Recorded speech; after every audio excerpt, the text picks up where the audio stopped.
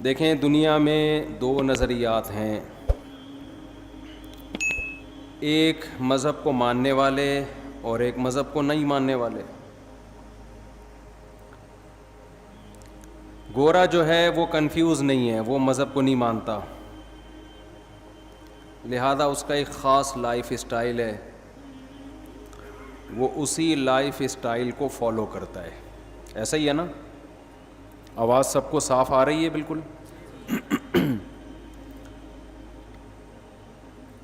جو مذہب پہ چلنے والے ہیں، علماء ہیں، بزرگان دین ہیں، وہ بھی کنفیوز نہیں ہیں، وہ اللہ کو مانتے ہیں، اللہ کے نبی کو مانتے ہیں، ان کو پتہ ہے یہ اچھا ہے، یہ برا ہے، یہ کرنا ہے، یہ نہیں کرنا۔ ان کی بھی ایک منزل ہے، کبھی برائی ہو جائے تو توبہ کی کوشش کرتے ہیں کہ غلط ہو گیا، اس کو صحیح کرنا ہے۔ یہ جو بیچ کے لوگ ہیں نا، جو زیادہ تر دنیا میں وہی ہیں، یہ کنفیوز ہیں کہ کرنا ہے کیا ہمیں، اور اس کنفیوژن کی وجہ سے بہت سارے مسائل کھڑے ہو رہے ہیں۔ میں اکثر اس کی ایک مثال دیتا ہوں کہ آپ کو گاڑی میں بٹھا دیا گیا اور آپ کو پتہ ہی نہ ہو کہ یہ بس جا کہاں رہی ہے، تو کبھی تو آپ کو خوشی ہوگی کہ شاید اچھی جگہ جا رہی ہو، کچھ دیر میں آپ پہ غم کے اثرات ہوں گے، یار پتہ نہیں کہاں جا رہا ہے۔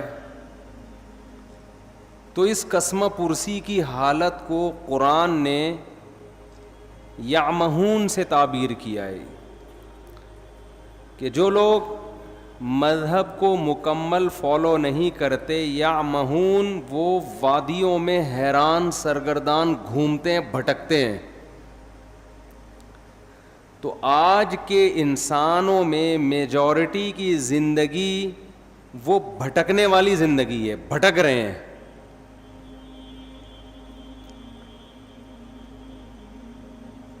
مجھے آپ ایک بات بتاؤ کہ کسی کام کی پلاننگ کام کرنے کے بعد کی جاتی ہے یا کام کرنے سے پہلے کی جاتی ہے؟ پہلے کی جاتی ہے نا۔ مثال کے طور پر آپ نے ناظم آباد میں، نیا ناظم آباد میں، ماشاءاللہ بڑا اچھا لگا مجھے، یہاں کے بڑا اچھا بنا ہوا ہے، پہاڑے وہاڑے بڑے پیارے لگ رہے ہیں۔ نیا ناظم آباد میں آپ نے پلاٹ خریدا کہ میں گھر بناؤں گا، بغیر نقشے کے آپ نے اس میں گھر تعمیر کرنا شروع کر دیا۔ بنانے کا مقصد ہے اس میں بیوی بچے رہیں گے، یہی شریف لوگوں کا یہی مقصد ہوتا ہے۔ اب مزدوروں کو بلا کے آپ نے کہا یہاں دیوار کھڑی کر دو، یہ ایک کھانچہ ایسا بنا دو، اور مقصد ہے بیگم کو خوش کرنا کہ میں اسے اچھا گھر بنا کے دوں گا، میری وائف خوش ہو جائے گی، بھائی آج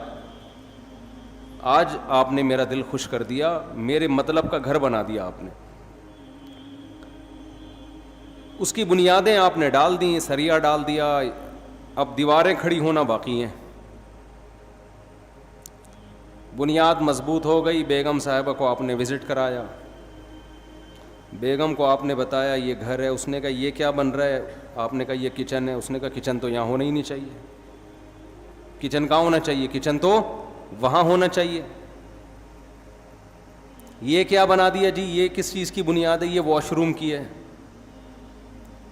ارے یہ واش روم ایگزاسٹ کہاں ہوگا، یہ تو جب ہم ایگزاسٹ فین چلائیں گے یہ تو ساری ہوا اور بدبو کہاں آئے گی، کمرے میں آئے گی یا کچن میں آئے گی۔ یہ کیا کر دیا آپ نے، یہ کیا بنایا آپ نے، یہ جو اتنا بڑا سا ہے یہ ہمارا بیڈ روم ہے۔ بھائی آپ نے ایسی جگہ بیڈ روم بنا دیا وینٹیلیشن کا کوئی انتظام ہی نہیں ہے۔ یہ آپ نے بائی دا وے بنایا کس کے لیے، آپ کہیں بیگم تمہارے لیے، تو کہے گی مجھ سے پوچھ تو لیتے نا ایک دفعہ، جس کے لیے بنا رہے ہو اس کو نقشہ دکھا کے ایک دفعہ پوچھ تو لیتے۔ آپ کہیں نقشہ تو میں نے بنایا ہی نہیں، نقشہ بنتا تو میں دکھاتا نا.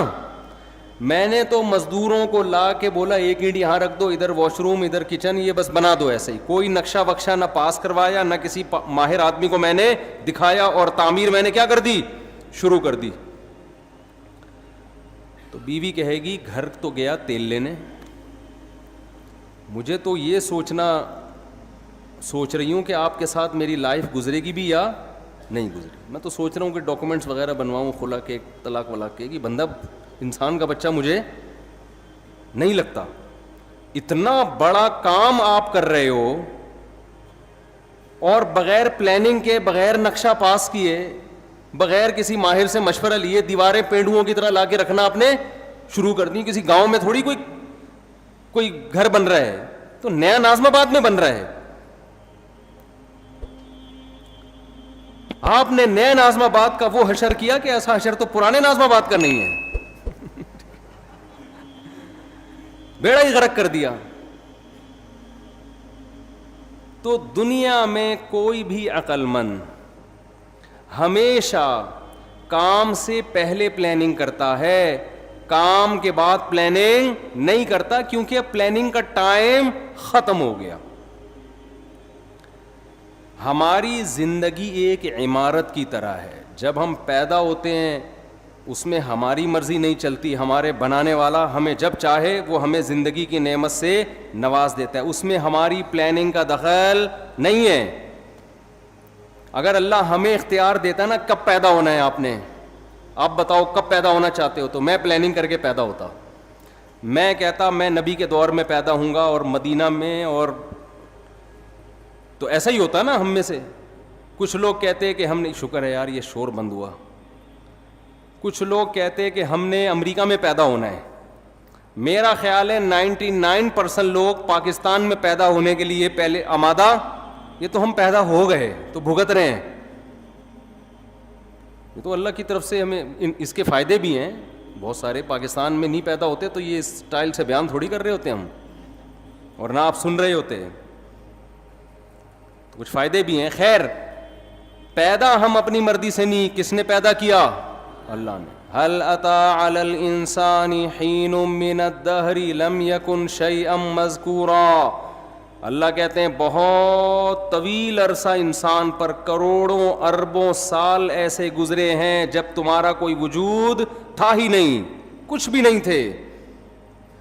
ہم نے اپنی قدرت سے تمہیں حیات دی ہے. کوئی ڈاروین کے نظریے کی پیداوار نہیں ہے ہم لوگ کہ بندر سے ترقی کرتے کرتے انسان بن گئے. یہ بکواس ہے, فضول بات ہے. بندر کھربوں سال بعد بھی بندر کا بندر ہی رہے گا, وہ نہیں چینجنگ آئے گی اس میں. ایک لوہا کہیں پڑا ہوا کھربوں سال میں تیر یا کمان بن سکتا ہے وہ, تو ایک سیل انسان کیسے بن گیا. اور میں ڈاروین مجھے ملا اکیلے میں اس سے کہوں گا کہ ہمارے آباء و اجداد اگر بندر تھے تو دم کہاں گئی ہماری, یا تو دم دو یا دم کے پیسے چاہیے ہمیں. چیز تم نے غائب کر دی یار, ایک پوری دم غائب کر دی اور اس کے پیسے بھی نہیں دے رہے. تو ڈاروین نہیں بولا ہے نا کہ دم تھی غائب ہو گئی ہے. تو قرآن کہتا ہے کہ کروڑوں کھربوں سال انسان پر ایسے آئے ہیں کہ وہ قابل تذکرہ چیز نہیں تھا. انا خلقنا, ہم نے بنایا اپنی قدرت سے, اپنے ارادے سے. تو ہمیں پیدا کس نے کیا ہے, اللہ نے. اس میں ہماری پلاننگ کا کوئی دخل نہیں ہے. اس کے بعد ہم ماں کی چھاتیوں سے دودھ پیتے ہیں, ہمارے ماں باپ ہمیں پالتے ہیں, پوستے ہیں, بڑا کرتے ہیں.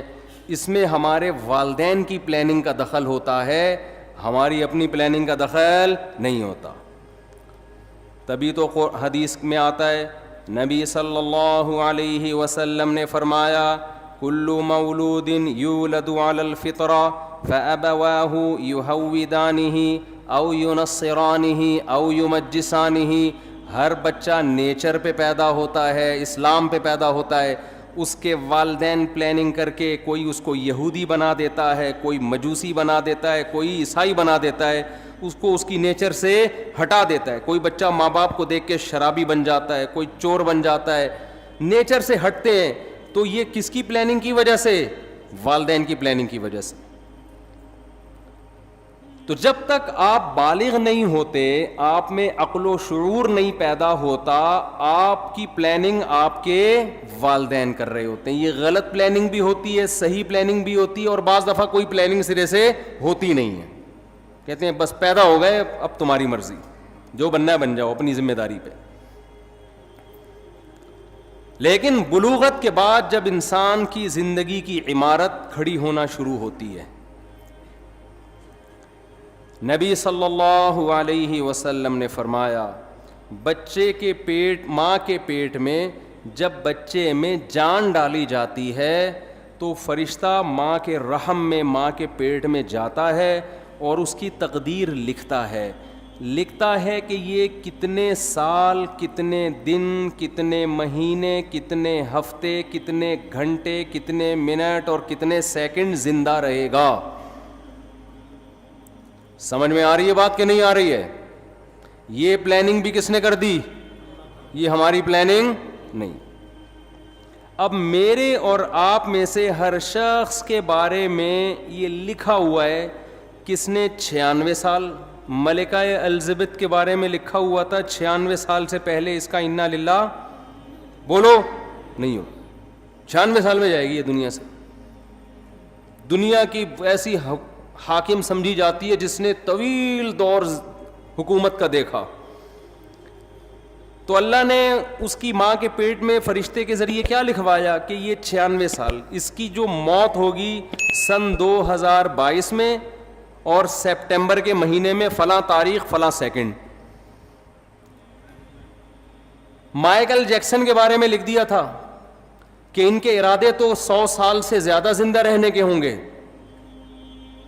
یہ جراثیم سے ایسے بچیں گے جیسے ہماری حکومت کرپشن سے بچتی ہے. معذرت کے ساتھ الٹا ہو گیا. یعنی یہ جراثیم سے مائیکل جیکسن نے جتنا زندہ رہنے کی کوشش کی ہے نا، ایڑی چوٹی کا زور لگایا ہے، اتنا زور آج کل دنیا میں کوئی لگا سکتا نہیں ہے، اور نہ کسی کے پاس اتنے وسائل ہوتے ہیں. دیکھو میں اور آپ بھی زندہ رہنے کی کوشش کرتے ہیں. ہم کیا کر لیں گے؟ صبح تھوڑا سا جاگنگ کر لیں گے، کولیسٹرول لیول، لپڈ پروفائل کا ٹیسٹ کروا لیں گے، بھائی اتنا کولیسٹرول ہے، ہارٹ بیٹ تھوڑی چیک کروا لیں گے. اس سے زیادہ تھوڑی کوشش. کھائیں گے تو وہی پراٹھے، وہی انڈے پراٹھے پھوڑیں گے، وہی گھی چربی اور وہی سب اوٹ پٹانگ چیزیں، گٹکے، پان، تمباکو، سگریٹ. مرنے لگیں گے، تھوڑا چیک اپ کرائیں گے ڈاکٹر صاحب. اس سے زیادہ کوئی کوشش کرتا ہے ہم میں؟ لیکن مائیکل جیکسن نے جو کوشش کی تھی نا زندہ رہنے کی، وہ میں اور آپ کی سوچ جہاں ختم ہوتی ہے نا، مائیکل جیکسن کی زندہ رہنے کی خواہش وہاں سے شروع ہوتی تھی. انسان کے آرگن خراب ہونے کا خطرہ ہوتا ہے نا، کڈنی فیل ہونے کا خطرہ. اس نے کیا کیا تھا؟ کڈنی پہلے سے بک کرایا ہوا تھا. مثال کے طور پر ان کا کوئی 70 بھائی ہوں گے انگریزوں کے، فرض کرو انگریزوں کے کوئی 70 بھائی ہوں گے. اس نے 70 بھائی سے ایگریمنٹ کیا کہ اگر میرا کڈنی خراب ہوا تو فوراً آپ کو اپنا کڈنی مجھے ڈونیٹ کرنا ہے. اس کے منتھلی اتنے پیسے آپ کے اکاؤنٹ میں، لاکھوں روپے. کڈنی کو اس نے سیو کیا کہ اگر میرا اول تو کڈنی خراب نہیں ہونے دے رہا، گردہ خراب نہیں ہونے دے رہا، لیکن یہ بھی کہ اگر میرا گردہ خراب ہوا تو یہ وسیم کی ذمہ داری ہے کہ وہ اپنا گردہ مجھے دے گا. وسیم بھائی بھی لاکھوں روپے مہینے کے کھا رہے ہیں کہ اس امید پہ کہ انشاءاللہ اس کا گردہ خراب ہونے والا نہیں ہے. وہ گھنے بن کے پھوڑ رہے ہیں. اگر وہ سچی مچی کے وسیم ہوتے ہیں نا، ہمارے والے 70 بھائی وسیم بھائی، یہ کردار ہیں، کیریکٹر ہیں. کوئی وسیم بھائی بیٹھے ہوں تو پیشگی معذرت، یہ تو کیریکٹر ہے نا.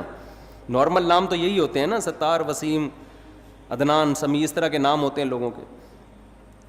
تو وہ مائیکل جیکسن نے زندہ رہنے کی لالچ میں ایڑی چوٹی کا زور لگا لیا. وہ ہاتھوں میں گلوز پہنتا تھا کہ اگر میں کسی سے ہینڈ شیک کروں گا تو کسی کے جرم میرے ہاتھ میں منتقل نہ ہو جائے.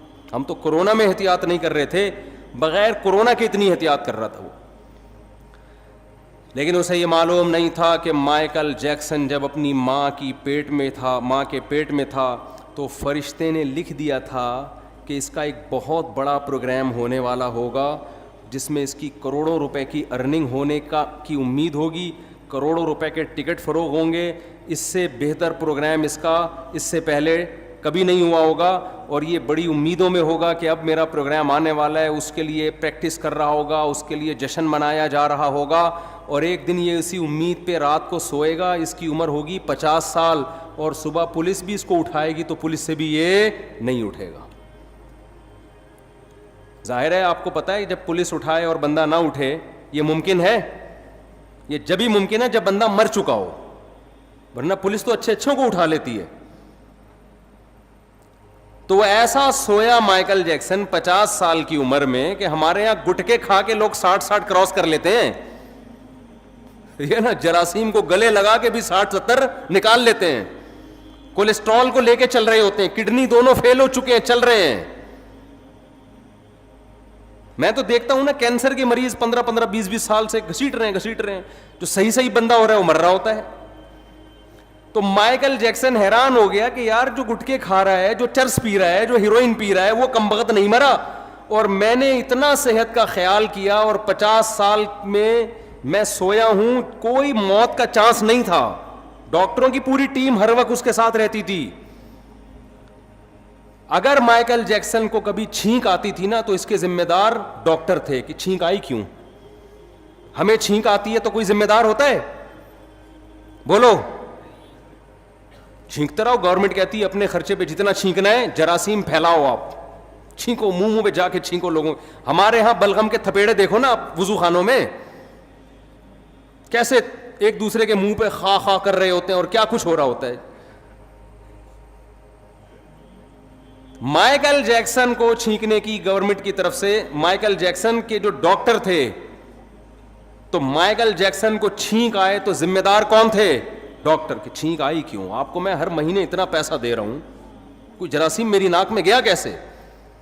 ڈاکٹروں کا پینل اس وقت بھی اس کے پاس موجود تھا. لیکن موت کے جو فرشتہ تھا نا, جو اللہ نے اس کی ماں کے پیٹ میں بھیجا تھا, اس نے لکھ دیا تھا کہ 50 سال میں اس کا انا للہ بولو ہو جائے. ایسا سویا کہ اس کا قصہ تمام, ایسا قصہ تمام. تو جو میں اصل بات عرض کر رہا تھا, جلدی سے اس کی طرف آتا ہوں.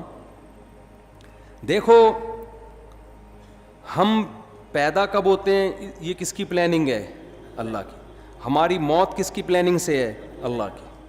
یہ بیچ کا ٹائم اللہ نے ہمیں دیا ہے, اس میں اللہ نے حکم دیا بالغ ہونے کے بعد سے لے کر موت تک کا جو تمہیں ٹائم دیا ہے نا, اس کی پلاننگ کس نے کرنی ہے؟ ہم نے کرنی ہے. بہت مشکل ہے بات سمجھانا. اس کی پلاننگ کس نے کرنی ہے؟ بولو. ہم نے کرنی ہے. یہ اگر آپ لائف بغیر پلاننگ کے گزارنا شروع کر دو تو آپ کی مثال ایسے ہوگی جیسے کسی شخص نے نیو ناظم آباد میں گھر لیا اور بغیر پلاننگ کے اس کو بنانا شروع کر دیا. بعد میں پچھتا رہا ہے کہ جہاں واش روم بنانا تھا وہاں میں نے کچن بنا دیا, اور جہاں کچن بنانا تھا وہاں میں نے واش روم بنا دیا, اور اب اس میں چینجنگ نہیں ہو سکتی. آپ کی لائف اگر بغیر پلاننگ کے گزرے گی تو وہ برباد ہونے کے علاوہ آپ کو کچھ بھی حاصل نہیں ہوگا, اور اب یہ چینج نہیں ہو سکے گی, کیونکہ جو ٹائم گزر گیا بغیر پلاننگ کے وہ ٹائم آپ کو واپس نہیں مل سکتا. تو پہلا تو یہ عزم کرے جو ٹائم برباد ہونا تھا ہو گیا, وہ تو واپس نہیں آ سکتا نا. مثال کے طور پر اس نے بنا دیا, یہ کچن کی جگہ پہ بنا دیا واش روم کی جگہ کچن میں بنا دیا. بیگم سے کہے گا بیگم میرا پیسہ برباد ہو گیا, میرے پاس مزید پیسے نہیں ہیں, اب جو میں آئندہ جو کچھ کروں گا نا وہ پلاننگ سے کروں گا. اب اس کچن کو برداشت کر لو, واش روم کی جگہ آ گیا, یہ برداشت کر لو, اور میرے پاس اس کے علاوہ آپشن نہیں ہے. لیکن آپ نے کیا کیا, اب جو غلط ہونا تھا ہو گیا, اس کے بعد بھی اب غلط کرتے چلے جا رہے ہیں. اب آپ کیا کر رہے ہیں کہ جو ایگزاسٹ لگا رہے ہیں ایسی جگہ جہاں کمرے کو آپ کے روم کی طرف ہوا آتی ہو. بھائی اب پلاننگ کا تقاضا یہ ہے کہ ایگزاسٹ لگاؤ ہی نہیں آپ, یا کچھ بھی کرو, لیکن یہ نہیں ہو سکتا. تو جو زندگی میری اور آپ کی بغیر پلاننگ کے گزر گئی, اس پہ تو ہمارے پاس توبہ استغفار کے علاوہ اب کوئی راستہ نہیں ہے. آپ کہہ سکتے ہیں کہ مفتی صاحب آپ کو کس نے کہا کہ ہم نے زندگی پلاننگ کے بغیر گزاری ہے؟ ہم تو ماشاءاللہ اچھے گھرانے کے تھے. جب ہم بالغ ہوئے تو ہمارے والدین نے پلاننگ کی, اس بچے کو ہم نے ڈاکٹر بنانا ہے, اس بچے کو ہم نے انجینئر بنانا ہے, اس بچے کو ہم نے پائلٹ بنانا ہے, اس بچے کو ہم نے بزنس مین بنانا ہے, اس بچے کو ہم نے یہ بنانا ہے, اور الحمدللہ آج ہم وہ بن چکے ہیں. اول تو 99% لوگ ایسے بھی نہیں ہیں ہمارے معاشرے میں. 1% ایسے ہوں گے جن کے والدین نے پلاننگ کی اور انہوں نے بھی پلاننگ کر کے کچھ بن گئے. وہ 99% تو ایسے ہی چل رہے ہیں. تو خوب سمجھ لو, پلاننگ کا مطلب صرف پلاننگ نہیں ہے. کامیاب پلاننگ یہ ہوتی ہے کہ آپ کوئی بھی تعمیر کھڑی کر رہے ہیں تو اس کا مقصد پہلے آپ سامنے رکھتے ہیں. اس پرپس کو دیکھ کے جب آپ نقشہ بناتے ہیں, اس نقشے کو پلاننگ کہا جائے گا. مثال کے طور پر آپ نے نیو ناظم آباد میں وائف کو خوش کرنے کے لیے پلاٹ خرید کے اس پہ گھر بنانا شروع کیا, لیکن گھر کی شکل کی جو آپ نے پلاننگ کی وہ کسی پرچون کی دکان کی لگ رہی ہے پلاننگ. سمجھ میں آ رہی ہے بات کہ نہیں آ رہی ہے؟ میرے خیال ہے تھک گئے ہیں آپ لوگ. آپ نے گھر بنایا پلاننگ سے, بیگم کہہ رہی ہے یہ کیا ہے آپ کے, یہ بڑا سا ہال بنا دیا میں نے, بہت بڑا. اتنا بڑا ہال بنانے کی ضرورت کیا تھی, باقی کمروں کی تو جگہ بچی نہیں. آپ کہہ رہے باقی کمروں کا کیا کرنا ہے, ایک ہال کافی ہے ہمارے لیے. وہ کہے گی نہیں مجھے لگتا ہے آپ نے بغیر پلاننگ کے بنایا. آپ کہتے ہیں نہیں میں نے پلاننگ کی تھی. میں نے اس کی پلاننگ کی ہے کہ اس میں اگر کہیں بھی کسی کو گودام کی ضرورت پڑتی ہے نا تو سارا مال اس کمرے میں اتارے گا وہ. تو پلاننگ تو کی ہے آپ نے یقیناً, لیکن یہ گودام کی پلاننگ ہے, یہ گھر کی پلاننگ بولو نہیں. تو میں اور آپ پلاننگ تو کر رہے ہیں فیوچر کی. اول تو بہت سے لوگ کر ہی نہیں رہے. ہمارے یہاں تو الحمدللہ کوئی پلاننگ ہوتی نہیں ہے. زیادہ تر لوگ جو پلاننگ کر رہے ہیں نا اپنی زندگی کی, ان کو یہی نہیں پتا کہ ہماری زندگی کا مقصد کیا ہے. لہذا کوئی پلاننگ کر رہا ہے میں بہت بڑا تاجر بنوں گا, کوئی پلاننگ کر رہا ہے میں بہت بڑا ڈاکٹر بنوں گا, کوئی پلاننگ کر رہا ہے میں بہت بڑا سیاستدان بنوں گا. بھائی یہ جو آپ اپنے پرپس کو سامنے رکھ کے پلاننگ کر رہے ہو نا, تو آپ کا بڑا ڈاکٹر بننے سے مقصد کیا ہے آپ کا؟ بیگم کہے گی نہیں اتنا بڑا جو گودام آپ نے بنایا, اتنا بڑا کمرہ, آپ کا مقصد کیا ہے؟ آپ کہیں میں اس میں بورے لا کے رکھوں گا گندم کے, تو سر پکڑ کے بیٹھ جائے گی نا کہ یہ نیو ناظم آباد آپ کو گودام بنانے کے لیے یہ بنایا بلڈر نے. گودام کی الگ جگہ ہوتی ہے بھائی, ٹرک اڈے جاؤ, ٹرک اسٹینڈ جاؤ, وہاں گودام خریدو. تو غلط پلاننگ کو پلاننگ بولو نہیں کہا جاتا. اب میں جلدی سے بات کی طرف آتا ہوں جو میں سمجھانا چاہتا ہوں آپ لوگوں کو. بعض دفعہ بات مختصر ہوتی ہے, اس کی تمہید ذرا لمبی ہو جاتی ہے. دیکھو اگر ہم کافر ہیں, اللہ نہ کرے غیر مسلم ہیں, تو ہمیں اپنی زندگی کا مقصد تلاش کرنے کی ضرورت بولو نہیں ہے.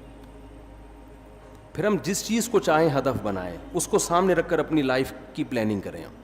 جیسے انگریز ایک ہدف متعین کرتا ہے مجھے یہ بننا ہے, ان کے ہاں یہ بھی ہدف ہوتا ہے کہ میں نے ماؤنٹ ایوریسٹ کی چوٹی پہ چڑھنا ہے. پوری زندگی کا ان کا ٹارگٹ ہی یہی ہوتا ہے کہ میں نے کیا کرنا ہے, میں نے ماؤنٹ ایوریسٹ کی چوٹی سردیوں میں عبور کرنی ہے. تو کئی سال وہ اسی پلاننگ کے تحت اپنی باڈی کو بناتے رہتے ہیں. یہ ان کا ہدف ہے. اگر کوئی چڑھ جائے اس پہاڑی پر, کامیاب ہو گیا, نہیں چڑھ سکے تو کیا کہتے ہیں, ناکام ہو گیا. بناتے ہیں کہ میں نے میڈیکل سائنس کی فیلڈ میں ترقی کرنی ہے, بعض کہتے ہیں میں نے بہترین سائنٹسٹ بننا ہے. ہم یہ دیکھتے ہیں کہ جو لوگ مذہب کو نہیں مانتے ان کا ایک ہدف ہوتا ہے. اصل بات جو میں عرض کر رہا ہوں, جب تک آپ کے سامنے اپنی لائف کا ہدف نہیں ہوگا کہ میرا اس زندگی سے مقصد کیا ہے, اس وقت تک آپ اپنی زندگی کو پلان نہیں کر سکتے. آپ کی زندگی بے ڈھنگی ہوگی. اب مقصد کیا ہونا چاہیے؟ ایک مقصد ہے کافر کا, غیر مسلم کا.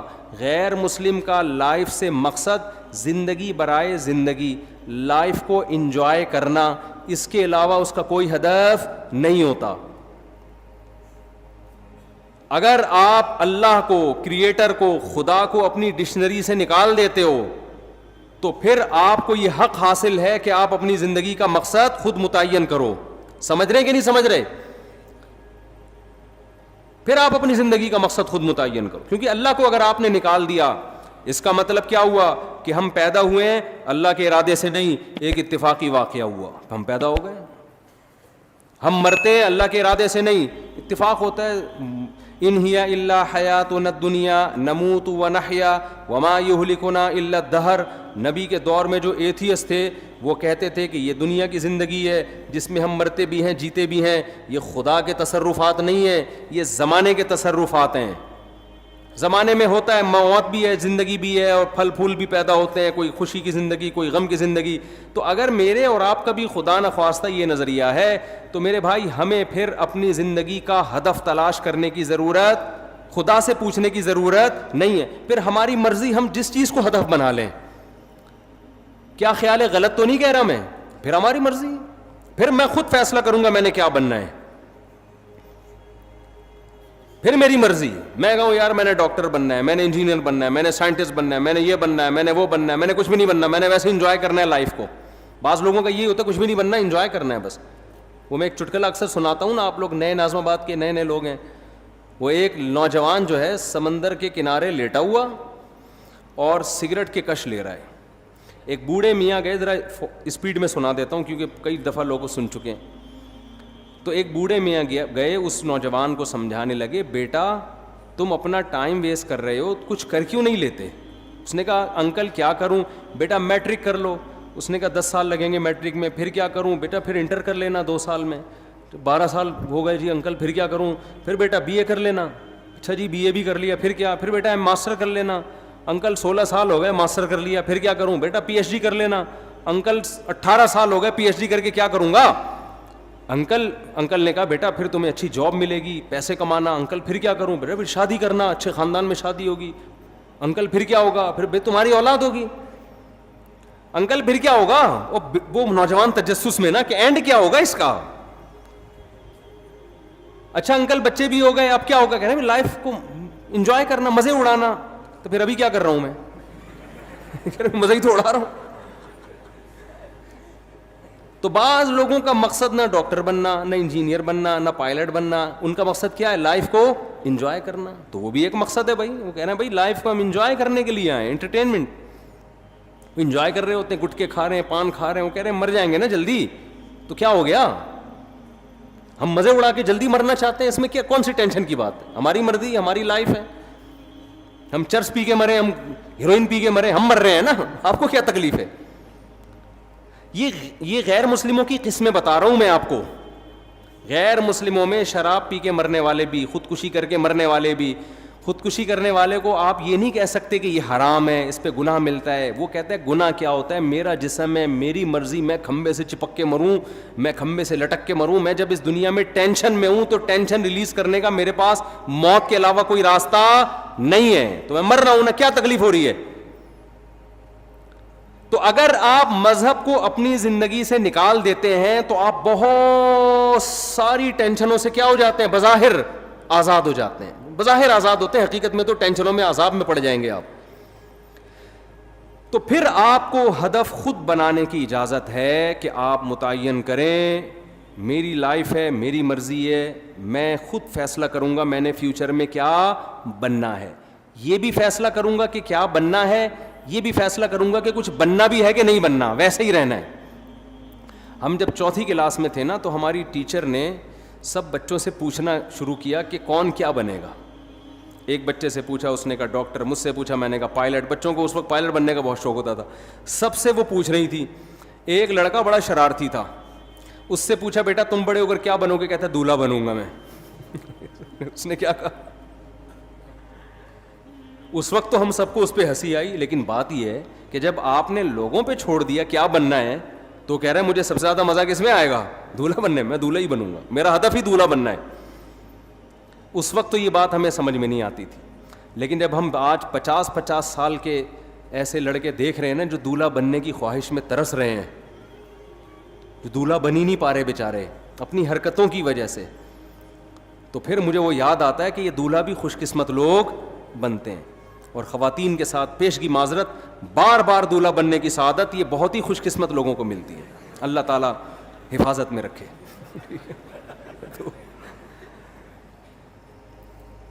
تو اب مجھے ایک بات بتاؤ کہ یا تو آپ ادھر ہو جاؤ انگریز کی طرف، ان کا ہدف وہ خود متعین کرتے ہیں،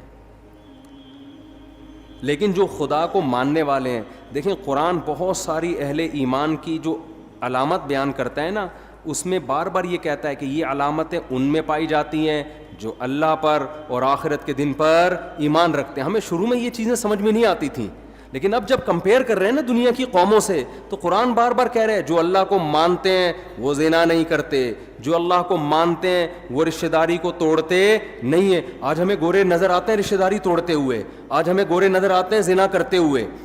جو اللہ کو مانتے ہیں وہ شراب نہیں پیتے، جو اللہ کو مانتے ہیں وہ سود نہیں کھاتے، جو اللہ کو مانتے ہیں وہ نماز پڑھتے ہیں۔ آپ کو گوروں میں 20 خوبیاں نظر آئیں گی، ہر بات شروع کرنے سے پہلے 20 دفعہ تھینک یو، بات ختم کرنے کے بعد 20 دفعہ تھینک یو، بہت ساری خوبیاں ہیں۔ نماز پڑھتے ہوئے وہ نظر نہیں آئیں گے، رشتوں کو جوڑتے ہوئے وہ نظر نہیں آئیں گے۔ وہ تو باپ جیسا قریب ترین رشتہ بڑھاپے میں اس کا اولڈ ہاؤس میں گزرتا ہے اس کا۔ تو قرآن نے بڑا فرق کیا ہے ماننے والے اور نہ ماننے والے۔ تو پہلا تو آپ فیصلہ کرو کہ ہم ماننے والوں میں ہیں یا نہ ماننے والوں میں ہم۔ اگر ماننے والوں میں ہیں تو آپ کو اپنا زندگی کا ٹارگٹ خود متعین کرنے کی اجازت نہیں ہے، پھر یہ خدا نے جو بتایا اس پرپس پہ آپ کو کام کرنا پڑے گا جو اللہ نے بتایا ہے۔ تو پہلے تو یہ کلیئر کریں۔ دیکھو بات کہاں سے شروع ہوتی ہے، جلدی جلدی سمیٹتا ہوں، یہ ٹاپک میں بار بار ریپیٹ کرتا ہوں لیکن ضرورت ہے لوگوں کی۔ ایک فیصلہ کرو، ہمیں کسی نے بنایا ہے یا ہم خود سے بنے ہیں؟ گورا کہتے ہیں ہمیں اس سوال کے جواب کی ضرورت نہیں ہے۔ قرآن کہتا ہے سب سے پہلے تجھ سے یہ سوال پوچھا جائے گا کہ تو نے یہ فیصلہ کیسے کر لیا تھا کہ میں خود بخود وجود میں آیا ہوں، یہ فیصلہ تو نے کیسے کر لیا تھا؟ اللہ نے ہمیں آزاد نہیں چھوڑا، ہمیں اپنے رب کے وجود پر، اس کی توحید پر ایمان لانا پڑے گا، یہ آپشنل نہیں ہے۔ اگر نہیں ایمان لائے، اللہ کہتے ہیں ہمیشہ کے لیے جہنم کی آگ اور اس کے ایندھن بنا دوں گا میں تمہیں۔ اللہ کے لیے سب سے امپورٹنٹ سوال اور سب سے امپورٹنٹ نظریہ ہماری زندگی میں یہ ہے کہ ہم اس کے وجود کو تسلیم کرتے ہیں یا نہیں کرتے۔ یہ سوال سائنسدانوں کے لیے اہم نہیں ہے، یہ سوال ڈاکٹروں کے لیے اہم نہیں ہے، یہ سوال گوروں کے لیے اہم نہیں ہے۔ دیکھیں کچھ سوال کسی کے لیے اہم ہوتے ہیں، کسی کے لیے امپورٹنٹ نہیں ہوتے۔ مثال کے طور پر آپ جس گھر میں رہتے ہو، آپ کی بیوی کے لیے سب سے امپورٹنٹ چیز کیا ہے کہ آپ اس کا شوہر اس بیوی کو بیوی سمجھتا بھی ہے کہ نہیں سمجھتا؟ آپ محلے والوں کے حقوق ادا کر رہے ہو، آپ دوستوں سے اچھے طرح سے مل رہے ہو، آپ کرکٹ کے بہت اچھے کھلاڑی ہو، چوکے چھکے لگا رہے ہو، لیکن گھر میں بیوی کو آ کے کہتے ہو میں نہیں مانتا آپ کو اپنی بیوی، تو ان چھکے چوکوں اور ان قوم کی خدمت کی بیوی کی نظر میں کوئی ویلیو ہوگی؟ بولو نا۔ وہ کہے گی میری نظر میں تو 2 ٹکے کا انسان نہیں ہے، میں تیرے گھر رخصت ہو کے آئی ہوں، میرا تیرے سے رشتہ ہے، تو مجھے اپنی مان تو صحیح نا، میرے حقوق تو ادا کر۔ تو بیوی کے لیے سب سے امپورٹنٹ سوال کیا ہے شوہر کے حق میں کہ یہ شوہر مجھے اپنا مانتا ہے یا نہیں مانتا۔ اسی طرح خوب سمجھ لو، شوہر کے لیے جب بیوی کا ایک رشتہ ہے تو اس میں سب سے امپورٹنٹ بیوی کے لیے سوال یہ ہے کہ یہ مجھے اپنا ہسبینڈ مانتی ہے یا بولو نہیں مانتی۔ اب آپ کی وائف اپنے ماں باپ کے ساتھ بڑا اچھا سلوک کر رہی ہے، جاب کر رہی ہے اور غریبوں کو کھانا کھلا رہی ہے، سیلاب زدگان کی مدد کے لیے خود بنفس نفیس شاپر لے کے پہنچی ہوئی ہے، بڑی خدمتیں ہو رہی ہے، جب گھر میں آتی ہے آپ سے تمیز سے بات نہیں کرتی، آپ کہتے ہیں میں تمہارا ہسبینڈ ہوں، وہ کہتی ہے میں کنفیوز ہوں کہ پتہ نہیں آپ ہسبینڈ ہیں بھی یا نہیں ہیں، میرے لیے سوال زیادہ امپورٹنٹ نہیں ہے۔ آپ نادرا کے سرٹیفکیٹ دکھا رہے ہو، بیگم یہ تو وہی میری تصویر لگی ہوئی ہے، یہ مفتی طارق مسعود سے نکاح پڑھوایا تھا ہم نے، اور یہ دیکھو یہ نادرا میں تمہارے ابا کا نام، یہ میرا نام، یہ پورا پراپر کام ہے، ہمارا نکاح رجسٹرڈ ہے۔ وہ کہتی ہے ایکچولی میرے پاس ٹائم نہیں ہے ان سب باتوں کے لیے، ایکچولی میرے پاس ان سب باتوں کے لیے ٹائم نہیں، میرے لیے سوال زیادہ امپورٹنٹ ہے ہی نہیں، میرے پاس تفتیش کا ٹائم ہی نہیں۔ میں ڈاروین کے نظریے کو مانتی ہوں۔ ڈاروین کیا کہتا ہے کہ اتفاق سے وجود میں آ گئے، تو اتفاق سے آپ ہمارے گھر میں آ گئے، دیکھنے میں شوہر لگ رہے ہیں آپ، اب اس تفتیش میں جانا کہ یہ ڈاروین کا نظریہ ٹھیک تھا غلط تھا، میں اتفاقی چیزوں کی قائل ہوں۔ سائنس سے ثابت کرو کہ تم میرے ہسبینڈ ہو، سائنس سے کوئی ثابت کر سکتا ہے؟ کسی کا باپ بھی ثابت نہیں کر سکتا، کوئی لیبارٹری ٹیسٹ سے کہ یہ اس کا ہسبینڈ ہے، کوئی کر سکتا ہے؟ بولو نا کیا ہو گیا؟ سائنس سے کہاں سے ثابت ہوگا بھائی؟ یہ تو گواہوں سے ثابت ہوگا، گواہ کہیں گے۔ آپ کے نہیں میں سائنس کا اسٹوڈنٹ ہوں، میں سائنس کے بغیر نہیں مانتا، نیوٹن کا کوئی قانون پیش کرو کہ وسیم میرا شوہر ہے, تو ہم کیا کہیں گے؟ سائنس کو غلط جگہ فٹ کر رہی ہے بھائی تو.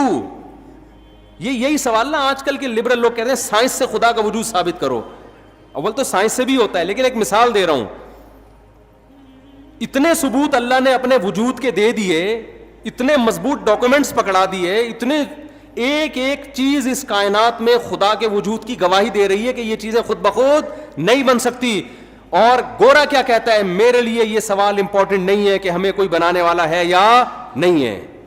تو گورے کے لیے امپورٹنٹ نہیں ہے, میرے اور آپ کے لیے امپورٹنٹ نہیں ہے. جس خدا نے بنایا اس کے لیے سب سے امپورٹنٹ کوشچن کیا ہے کہ تم میرے وجود کو مانتے ہو یا نہیں مانتے. میں 2-3 اور مثالیں دوں. بیٹا کیا کہتا ہے؟ گلی محلے میں سب کی خدمتیں کر رہا ہے, سیلاب زدگان کی مدد کے لیے پہنچا ہوا ہے, بڑی زبردست تقریریں کر رہا ہے. گھر میں جب ابا کہتے ہیں بیٹا مجھے پانی پلا دے, مجھ سے گھٹنے میرے خراب ہو گئے, مجھ سے چلا نہیں جاتا, وہ کہہ رہا بھائی میں آپ کو کیوں پانی پلاؤں, ہر انسان کو اپنا کام خود کرنا چاہیے. کہیں بیٹا میں تمہارا باپ ہوں. اب وہ کنفیوز ہے بیٹا, ابا آپ یعنی آپ میرے والد ہیں, وسیم بھائی آپ میرے کیا ہیں؟ ابا ہی کہہ دیا تو پھر تو مسئلہ ہی ختم ہو گیا نا. تو باپ کو غصہ آئے گا, بیٹا تو مجھے باپ نہیں مانتا. بیٹا کہہ رہا ہے ابا اصل میں نے اسٹڈی اور سائنسی ترقی میں اتنا ٹائم لگایا ہے نا کہ مجھے اس سوال کے جواب کی فرصت ہی نہیں ملی کہ آپ میرے ابا ہیں یا اس تحقیق کی میرے پاس ٹائم, میں اصل میں بڑے بڑے کارنامے کر رہا ہوں. میں ابھی ایک میرا خلائی سیارہ چاند پہ پہنچنے والا ہے اور اگلا سفر میرا مریخ کی طرف, ویزا آ گیا مریخ سے میرا. یہی ہوتا ہے نا آج کل لوگوں نے سائنسدانوں کو اپنا باپ بنا لیا ہے. یار گورا اتنی ترقی کر رہا ہے, گورا اتنی بہت کر رہا ہے, بھائی اس کو مانو, کر رہا ہے, ہم اس کے منکر نہیں ہیں. خدا کے لیے یہ ترقی امپورٹنٹ بولو نہیں ہے. خدا کہتا ہے یہ امپورٹنٹ ہے لیکن پہلے کچھ اور سوال ہے, اس کے بعد امپورٹنٹ ہے. بیٹا کتنی ترقی کرے, محلے والے اس کو کندھے پہ اٹھا کے گھوم رہے ہوں, باپ کے ساتھ اگر وہ کہتا ہے میں کنفیوز ہوں کہ آپ میرے ابا بھی ہیں یا نہیں ہیں, ابا کہے گا مجھے سب سے امپورٹنٹ سوال میری زندگی میں میرے لیے یہ ہے کہ تو مجھے مانتا ہے یا نہیں مانتا. جب تک اس کی تحقیق نہیں کر دیتا اس گھر میں تجھے گھسنے کی اجازت نہیں ہے. فوراً سزا دے کے نکالے گا, جائیداد سے آگ کرے گا اس کو. اب بیٹا بڑا لبرل تھا نا, وہ یونیورسٹی کا پڑھا ہوا, کہہ رہا ہے یار ابا ایک غیر ذریعے وسیم صاحب, ابا تو نہیں کہہ رہا, غلطی سے نکل رہا ہے, یہ جو وسیم صاحب ہیں یہ ایک غیر ضروری سوال جو انسانیت کے لیے اتنا امپورٹنٹ سوال نہیں ہے. کیا ہو گیا اگر میں نے تفتیش نہیں کی, تحقیق نہیں کی, میں سیلاب زدگان کی مدد تو کر رہا ہوں نا, میں سائنس میں ترقی تو کر رہا ہوں نا. یہ ساری تقریر سے عوام متاثر ہوگی, باپ جس کا گھر ہے وہ متاثر بولو نہیں ہوگا, وہ نہیں متاثر ہوگا. تو یاد رکھو جو کریٹر ہے نا, جس نے ہمیں بنایا ہے, کاش یہ بات ہماری کھوپڑیوں میں بیٹھ جائے. آج اس ایجوکیشن نے ہمیں خدا کے قریب لانے کے بجائے خدا سے دور کر. ہم ایجوکیشن کے خلاف نہیں ہیں, خوب سمجھ لو, جتنی ایجوکیشن مسلمانوں میں ہے اس سے ڈبل کی ضرورت ہے, لیکن کچھ کانسیپٹ آپ کو کلیئر کرنا ضروری ہے. تو خدا کے لیے, ہمارے بنانے والے کے لیے, ہماری زندگی میں سب سے امپورٹنٹ سوال کیا ہے کہ تم مجھے مانتے ہو یا نہیں مانتے. اللہ کہتے ہیں فیصلہ کرو میری نشانیوں میں غور کر کے, میں نے اتنے ڈاکومنٹس رکھ دیے ہیں کہ تمہیں مجھے ماننا پڑے گا. نو کا آپشن میں نے کیا کر دیا ہے, ختم. ملیشیا میں ایک آدمی مجھے ملا, میں نے اس کو کہا تم خدا کو مانتے ہو؟ اس نے کہا میں فری تھنکر ہوں. میں یہ فرسٹ ٹائم میں نے یہ ٹرم سنی تھی, میں نے کہا یہ کیا ہوتا ہے؟ اس نے کہا میں نہ تو مانتا ہوں نہ میں نہیں مانتا. ایک تو ہوتا ہے نا خدا کو نہیں مانتا, وہ کہہ رہے میں بس فری تھنکر, یعنی کولیسٹرول فری آئل ہوتے ہیں نا, ہوتے نہیں ہیں وہ, لیکن لکھا ہوا ہوتا ہے. ہمارے ہاں وہ انڈیا سے جب وہ بند ہوا ہے نا, وہ ابے نندن کا کیس ہوا تھا, تو انڈیا والوں نے دھمکی دی تھی کہ ہم تمہارا ٹماٹر بند کر دیں گے. ٹماٹر انڈیا سے آتا تھا, تو ہمارے یہاں لوگوں نے یوٹیوب پہ ویڈیو بنا کے ڈالی. ہمارے یہاں تو ٹومیٹو کیچپ میں ٹماٹر نہیں ڈلتا یار, تم ہمارا ٹماٹر بند کر کے کیا نقصان کرو گے. تو جن ڈبوں پہ کولیسٹرول فری لکھا ہوا ہوتا ہے نا, ان ڈبوں کو فری کرانے کی ضرورت نہیں ہے. یہ لکھنے پر گورنمنٹ کی طرف سے کوئی پابندی نہیں ہے, کچھ بھی لکھ دو, کوئی بھی تصویر بنا دو. وہ پھلوں کے اس پہ جوس پہ ہوتے ہیں ان پہ پھلوں کے تصویریں ہوتی ہیں وہ تصویریں ہی ہوتی ہیں. وہ ایک صاحب کہتے تھے میرے ابا حلیم کی دیگ بنا کے تقسیم کیا کرتے تھے. تو کیسے کرتے تھے؟ کہہ رہے ہیں حلیم میں اتنا چاول اتنے پانی ڈالا اور 40 کلو گوشت لکھ کے اس کی پرچی ڈال دی اندر. گوشت نکلتا تھا. تو ہمارے یہاں تو حلیم ایسے بن جاتا ہے, اسی سے ذائقہ آ جائے گا بھائی. تو فری تھنکر, اس نے کہا میری کوئی تھنکنگ نہیں ہے. کیا مطلب؟ آپ اتنے اہم سوال کو سوچنے کے لیے تیار ہو ہی نہیں. کیوں نہیں تیار ہو؟ اس لیے کہ جب آپ نے سوچ لیا نا یہ میرے ابا ہیں, تو ایک طویل سوالات کا سلسلہ شروع ہو جائے گا. آپ نے جو آپ کی وائف گھر میں رہتی ہے, آپ نے اگر مان لیا کہ یہ میری وائف ہے تو جان چھوٹے گی نہیں, بلکہ کیا ہوگی؟ پھنسے گی جان آپ کی. اس لیے جو فری تھنکر ہے وہ کہتا ہے ایکچولی میرے لیے سوال امپورٹنٹ ہے ہی نہیں کہ تم میری وائف ہو یا نہیں, مجھے اس تحقیق کی چندہ ضرورت نہیں ہے, تم بھی لائف کو انجوائے کرو, مجھے بھی انجوائے کرنے دو. یہ ہوتا ہے فری تھنکر. تو انسان ایک دوسرے کے حقوق میں تو ایسا نہیں کرتا. بیگم کو آپ بول کے تو دکھاؤ مجھے پتہ ہی نہیں میں کنفیوز ہوں, تو آ جائیں گے آپ کے سالے والے پکڑنے کے لیے آپ کو. لیکن خدا نے چونکہ عذاب آخرت میں رکھا ہے, دنیا میں اللہ عذاب نہیں دیتا, کیونکہ یہ دارالامتحان ہے, ایگزامینیشن ہال ہے. رزلٹ ایگزامینیشن ہال میں اناؤنس نہیں ہوتا, رزلٹ ہمیشہ ایگزامینیشن ہال سے نکلنے کے بعد اناؤنس ہوتا ہے. قرآن بار بار کہتا ہے وَلَا تَحْسَبَنَّ اللَّهَ غَافِلًا عَمَّا يَعْمَلُ الظَّالِمُونَ, ظالم لوگ جو کچھ کر رہے ہیں اے لوگوں ان پر عذاب نہیں آتا, تو اللہ کو ان سے ہرگز غافل مت سمجھو. انما یؤخرہم لیوم, اللہ ظالم کو مہلت دے رہا ہے ایک ایسے دن کے لیے, تشخص فیہ الابصار, جس دن آنکھیں پھٹی کی پھٹی رہ جائیں گی, آنکھیں کھلی کی کھلی رہ جائیں گی, حیرت کے مارے, خوف کے مارے. تو اللہ چونکہ عذاب نہیں دیتا, لہذا اللہ کے بارے میں کہ وہ ہے یا نہیں ہے, اس میں انسان کیا ہو رہا ہے کہ میرے پاس سوچنے کا ٹائم نہیں ہے. تو اللہ نے اپنے وجود کے کروڑوں دلائل رکھ دیے.